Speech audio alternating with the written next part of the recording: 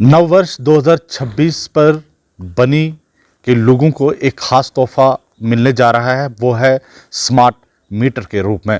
और ऐसे में कई सारे दावे स्मार्ट मीटर को लेकर किए जा रहे हैं। आपको मैं बता दूं कि जहां पर माना जा रहा है कि स्मार्ट मीटर से सही रीडिंग, सही बिल आएंगे, तो वहीं ये भी कहा जा रहा है कि बिजली चोरी पर रोक लगेगी। इसी के साथ साथ ऑनलाइन मॉनिटरिंग होगी, तो वहीं बिल पेमेंट में आसानी होगी, बिजली सप्लाई में सुधार होगा। तो वहीं दोनों, चाहे वो कंज्यूमर्स हो या विभाग हो, उनके पास सेम डाटा रहने वाला है। और ज़मीनी हकीकत कुछ और है। कुछ शिकायतें भी हैं, तो वहीं कुछ शिकायतें ये भी आ रही हैं कि बिल ज़्यादा आने की शिकायत है, टेक्निकल फॉल्ट का डर रहता है क्योंकि नेटवर्क और सॉफ्टवेयर का इशू रहता है। और ऐसे में इंटरनेट कनेक्टिविटी की प्रॉब्लम, खासतौर पर अगर हम दूर दराज क्षेत्र बनने की बात करें, तो यहाँ पर अक्सर हमने पाया कि बहुत ज़्यादा जो है मोबाइल कनेक्टिविटी की प्रॉब्लम जो है वो रहती है। इसी के साथ साथ आम जनता की जो है वो कहीं ना कहीं उसको स्मार्ट मीटर को लेकर समझ नहीं रहती। कहीं ना कहीं अवेयरनेस को लेकर विभाग को बहुत ज़्यादा इसकी ज़रूरत है कि पब्लिक के बीच में अवेयरनेस कैंप्स जो हैं वो लगाए जाएं।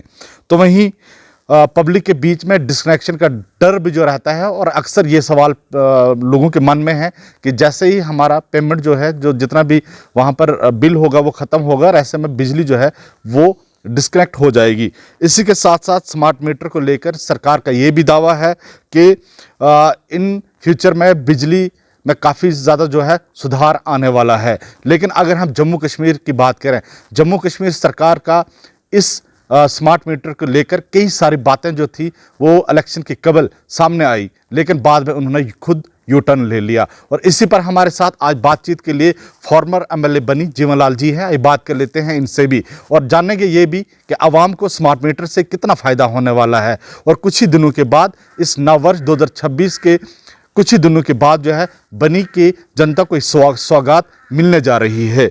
सर, क्या कुछ कहना चाहेंगे? कुछ ही दिनों के बाद स्मार्ट मीटर लगने जा रहे हैं, इससे आवाम को कितना फ़ायदा होने वाला है? देखिए, सबसे पहले जो आपके चैनल के व्यूअर्स हैं उन सबको नए साल की बहुत बहुत बधाई, शुभकामनाएं। और उम्मीद करते हैं कि ये नया साल अमन व अमान और तरक्की और खुशहाली, सबकी ज़िंदगी में खुशहाली लाए, ऐसी हमारी कामना है। यहाँ तक बात आपने की ये स्मार्ट मीटर की, तो हम सब जानते हैं कि 2024 के चुनाव से पहले नेशनल कॉन्फ्रेंस ने अपने घोषणा पत्र में ये कहा था कि 200 यूनिट बिजली कंज्यूमर्स को हम फ्री देंगे। और जब ये इनकी सरकार आ गई, उसके बाद उमर अब्दुल्ला जी का स्टेटमेंट आता है कि हम पहले स्मार्ट मीटर लगाएंगे और उसके बाद 200 यूनिट बिजली फ्री होगी। फिर उसके बाद गवर्नमेंट एक डिसीजन लेती है कि जो अंत्योदय हैं उनको हम फ्री बिजली देंगे। उनका सर्वे भी लिया, डाटा भी लिया, लेकिन वो भी नहीं हुआ है। यहाँ तक ये स्मार्ट मीटर का इशू है। मुझे लगता है कि स्मार्ट मीटर शहरों में इन्होंने इंस्टॉल किए हैं, जम्मू, श्रीनगर, जो कुछ मेन कस्बे हैं, कठुआ में भी था। लेकिन जहाँ जहाँ भी हमने देखा है, लोगों को शिकायत आती हैं कि उसमें रीडिंग सही नहीं आती है, कई सारे इश्यूज़ उसमें हैं।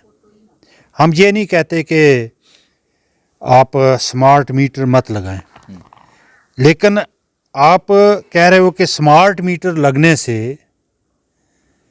जो पावर क्राइसिस हैं, जो बिजली की कमी है, वो पूरी होगी। और फिर दूसरी तरफ आप स्टेटमेंट देते हो कि बिजली की चोरी रोकेंगे। मैं सबसे पहले तो ये कहना चाहता हूँ उमर सरकार को कि जम्मू कश्मीर के लोग जो बिजली कंज्यूम करते हैं, जो कंज्यूमर्स हैं, वो बिजली चोरी नहीं करते हैं, वो किराया देकर बिजली कंज्यूम करते हैं। 200 यूनिट फ्री बिजली देने के बजाय अब वो क्या कह रहे हैं कि बिजली की चोरी करते हैं। तो मुझे लगता है कि इस तरह के स्टेटमेंट देना, जो कमिटमेंट उन्होंने इलेक्शन में की है, उसको वो पूरा नहीं कर पा रहे हैं। सवाल मेरा लाल साहब ये था कि इस स्मार्ट मीटर के लगने के बाद क्या फ़ायदा बनी के लोगों को होगा, सवाल ये था। मैं उसी पे आ रहा हूँ। पहले आप देखिए, आप कह रहे हो कि ये स्मार्ट मीटर लगेंगे उससे फ़ायदा होगा, आपको 7/24 बिजली मिलेगी। कहाँ से मिलेगी? आप पावर परचेज़ कीजिए ना। पावर परचेज़ करेंगे तो लोगों की ज़रूरत पूरी होगी। आप परचेज़ नहीं कर रहे, आप स्मार्ट मीटर लगा रहे हैं, और स्मार्ट मीटर लगाने के बहाने आप उसका जो टैरिफ है उसको बढ़ाने का प्रयास कर रहे हैं, और ये जो स्मार्ट मीटर लगाने का जो इनका ये प्लान है, ये रूरल एरियाज़ में तो मैं नहीं समझता कि फिजिबल है। आपके यहाँ पर नेटवर्क ही नहीं है, आपके यहाँ पर मोबाइल नहीं चल रहे, कोई नेटवर्क नहीं है, तो स्मार्ट मीटर से कैसा पता चलेगा कंज्यूमर? लाल साहब यही था कंज्यूमर को कैसे कि जिस तरह से हम बनी के दूरदराज क्षेत्र में देखते हैं, अभी भी सरसब्ज पेड़ों के सहारे तारें लटकी हुई हैं और कई जगहों पर बिजली के खंभे भी नहीं है। सवाल यही है कि स्मार्ट मीटर के लगने के बाद क्या बिजली व्यवस्था में सुधार आएगा? नहीं, मैं उसी पे आ रहा हूँ कि स्मार्ट मीटर लगाने से पहले ज़रूरी है आप ये जो है पावर डिस्ट्रीब्यूशन का जो सिस्टम है, जो आपका इंफ्रास्ट्रक्चर है, उसको अपडेट कीजिए। आप हालत देखिए, कई सारे गांव में, कहीं 2 दिन पहले भी गांव में गया था, वो लकड़ी के पोल के साथ तारें लगाई हुई हैं, उसको कोई इंसुलेटर नहीं है, कुछ नहीं है। उसको पहले सिस्टम को तो दुरुस्त कीजिए, और उसके बाद आप कह रहे हो कि बिजली चोरी हो रही है, तो बिजली चोरी कैसे हो रही है? इसका मतलब आपके विभाग में कुछ गड़बड़ी है, उसको दुरुस्त कीजिए ना।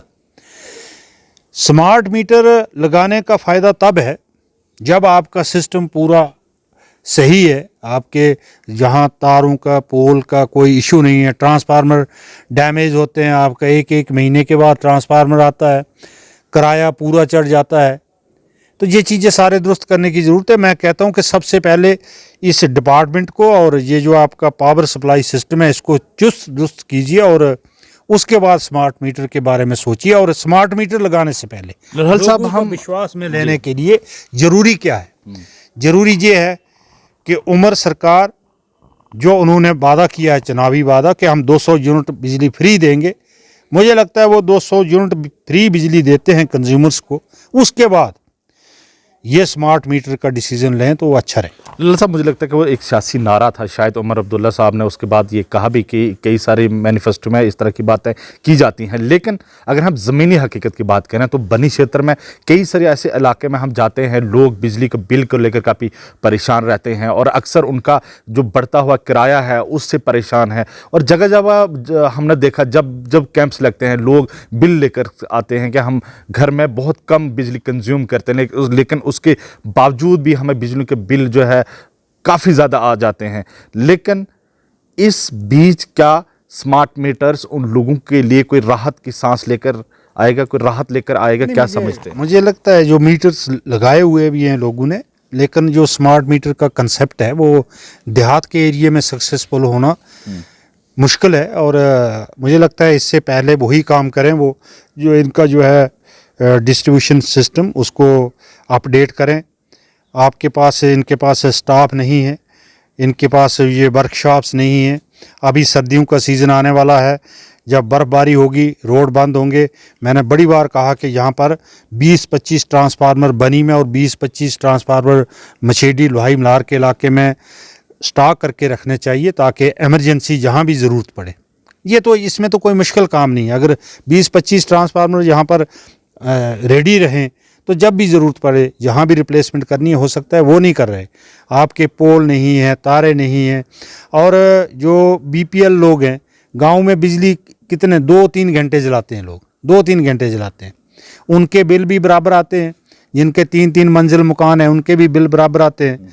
तो मुझे लगता है कि इस सिस्टम को पूरे को रिविज़िट करने की ज़रूरत है, और उसमें इनिशिएटिव सरकार को लेना चाहिए। लेकिन सिर्फ ये स्मार्ट मीटर का ये जो इन्होंने शोशा चलाया, इससे कोई हल नहीं होने वाला। इससे लोगों की दिक्कतें और बढ़ेंगी। हमें लगता है कहीं ना कहीं जो विभाग को एक प्रॉपर अवेयरनेस कैंप लगाने की ज़रूरत था ताकि लोगों को एक इसकी अवेयरनेस मिल पाए, लेकिन कहीं ना कहीं ये सरकार की एक सोच, एक मंशा तो सही है स्मार्ट मीटर को लेकर, लेकिन दूसरी तरफ अगर हम देखें कि जिस तरह से हमने शुरुआत में कहा कि ज़मीनी हकीकत, ज़मीनी सच्चाई, कुछ शिकायतें लोगों की रहती हैं, लेकिन यहाँ पर सवाल ये भी है कि टेक्निकल एरर, फॉल्ट या इस तरह की कोई समस्या जब लोगों को आती है, अगर हाल फिलहाल में हम देखें बढ़ते हुए बिजली को बिल को लेकर ज़्यादा से ज़्यादा लोगों की दवड़ तहसील ऑफिस में या एसडीएम कार्यालय तक महदूद रहती है। लेकिन सवाल यहाँ पर यह भी है कि सब डिवीज़न का ऑफिस क्यों नहीं है? अगर सब डिवीज़न का यहाँ पर होता तो यकीनन कहीं ना कहीं लोग, अगर वो स्मार्ट मीटर से परेशान होते, यकीनन अगर वो बिजली की समस्या से परेशान होते, वो वहाँ पर जाके के अपनी समस्या लेकर जाते। लेकिन जहाँ तक हमने देखा, जहाँ जिस इलाके में गए, लोगों की यही शिकायत रहती है कि बिजली से बहुत ज़्यादा हम परेशान हैं। देखिए ना, कुछ लोग ऐसे हैं बीपीएल जिनका 1 बल्ब 2 बल्ब जगाते हैं वो सुबह शाम, और उनका बिल भी 600-700 रुपये आता है। उन लोगों को जब वो हमारे पास आते हैं कि हम क्या करें इसका, तो उनको वो जो दुरुस्त करवाना है ना, जो गलत बिल आया उसको अगर दुरुस्त करवाना है तो उनको बसोली जाना पड़ता है। यहाँ पर ऑफिस सब डिवीज़न ऑफिस होना चाहिए, इनके पास स्टाफ नहीं है, प्रॉपर स्टाफ होना चाहिए। और ये जो डिस्ट्रीब्यूशन सिस्टम मैं बार बार कह रहा हूँ, ये अभी जब बर्फबारी होगी तो देखना आप, आधे गांव तो हमारे वैसे ही कट ऑफ हो जाएंगे। तो इन चीज़ों पे ध्यान देने की ज़रूरत है। मुझे लगता है गवर्नमेंट का ध्यान सिर्फ रेवेन्यू कलेक्ट करने की तरफ ज़्यादा है, ना कि कंज्यूमर्स को राहत देने की तरफ। तो इस चीज़ में मैं समझता हूँ कि उमर सरकार का ये जो डिसीजन रहे हैं, चीफ मिनिस्टर के पास, खुद के पास ये महकमा है, तो इसमें सुधार होना चाहिए, लोगों को राहत मिलनी चाहिए। अभी सर्दियों का सीज़न जा रहा है, आप देखिए कितने कट्स आ रहे हैं।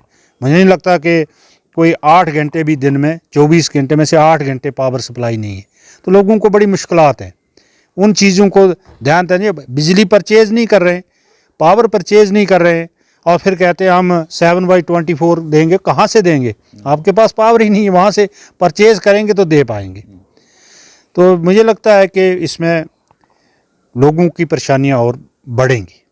बहुत बहुत शुक्रिया सर, समय देने के लिए, बहुत शुक्रिया बात करने के लिए। और ये हमारे साथ फॉर्मर एमएलए बनी जीवनलाल जी थे, और स्मार्ट मीटर को लेकर हमने इनसे बातचीत की, और जिस तरह से कई सारे दावे हैं, कई सारे बातें जो हैं की जाती हैं। हालांकि स्मार्ट मीटर को लेकर एक सोच विचार सरकार की सही है, लेकिन अगर ज़मीनी सतह पर हम देखें तो अभी भी कई सारे लोग जो हैं गाँव स्तर की, यहाँ सतर की अगर बात करें तो ज़मीनी हकीकत कुछ और होती है।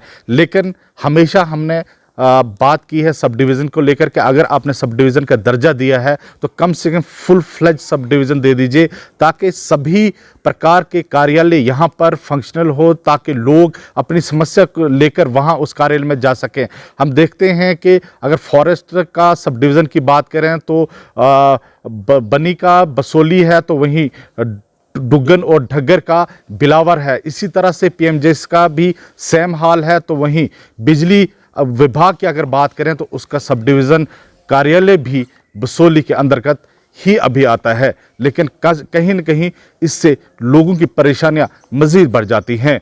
बनी अपडेट के लिए मैं हाफिज कुरैशी।